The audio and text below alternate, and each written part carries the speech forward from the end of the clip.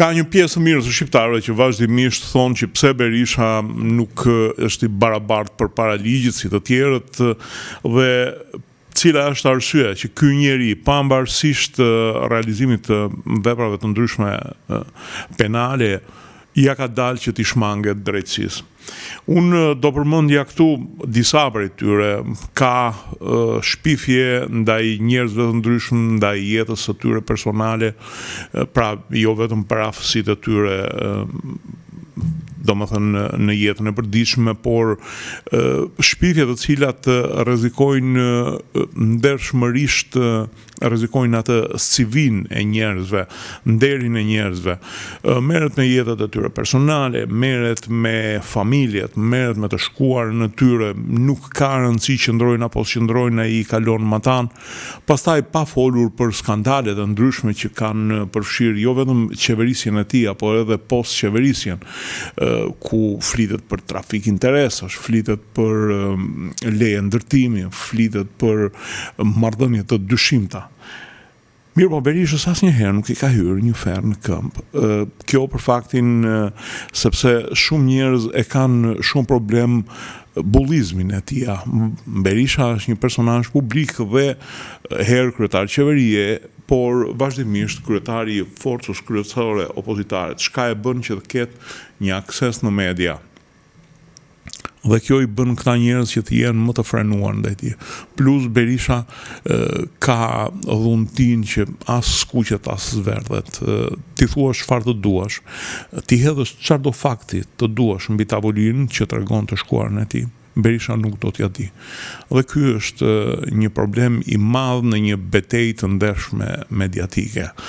Plus që Berisha luan shumë edhe me dy kuptueshmërinë e ngjarjes. Mirë po, me sa duket, Berisha ka hasur në një minë, dhe kjo është gjyqtarja Irena Gjoka.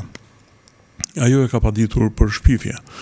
Dhe në këtë rast Berisha rrezikon sepse nëse zonja do t'i shkojë deri në fund çështjes, dhe nëse trupi gjykues do ketë karakter dhe forcë që të gjykojë, sepse dihet që Berisha ju lëshohet të gjithëve me libër shtëpie, Berisha mund të rrezikojë realisht burgun. Dikush mund të thotë që ka edhe mënyra të tjera, ka gjoba. Mirë po, nëse kjo varet gjithçka nga sa e rënd është shpifja që t'i ke bërë dhe sa e ka dëmtuar personazhin në fjalë. Dhe në këtë rast Berisha mund të haj burg realisht, domethënë do shpëtoj nga dosja Partizani, po ka për ta ngrënë nga një fjalë që ka thënë disa herë për gjykatën Irena Gjoka që ka qenë e dënuar. Në fakt Berisha si duhet dhënë një mësim për sa i përket kësaj, në moshën e pleqërisë s'ka që bën, por më mirë vonë se sa kur të paktën të bëhet mësim për politika që vinë mbrapa, për ata politikanë që po ndjekin mënyrën e tij të sjelljes, vijën e tij të sjelljes. Kështu që nuk do të ishte keq një dënim shëmbullor i tij.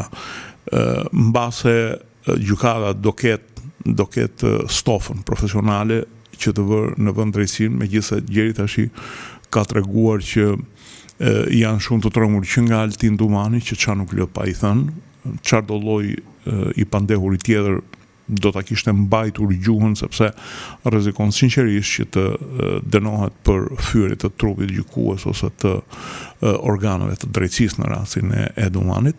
Mirë po, Dumani me sa duket ka preferuar që të rri në heshtje, a rri në heshtje sepse është i kapur nga Berisha, apo rri në heshtje sepse zbaton parullën angleze që hakmarrja është një gjellë që hahet e ftohtë, kjo mbetet për tu parë. Ndërkohë, Irena Gjoka ka vendosur që të përballet për të mbrojtur dinjitetin e saj. I urojmë suksese ndaj një njeriu i cili nuk ka lënë gjë në këtë dynja pa shpifur përveç gruas së tij, ama të gjithë të tjerëve që ka lënë gjë pa u thënë.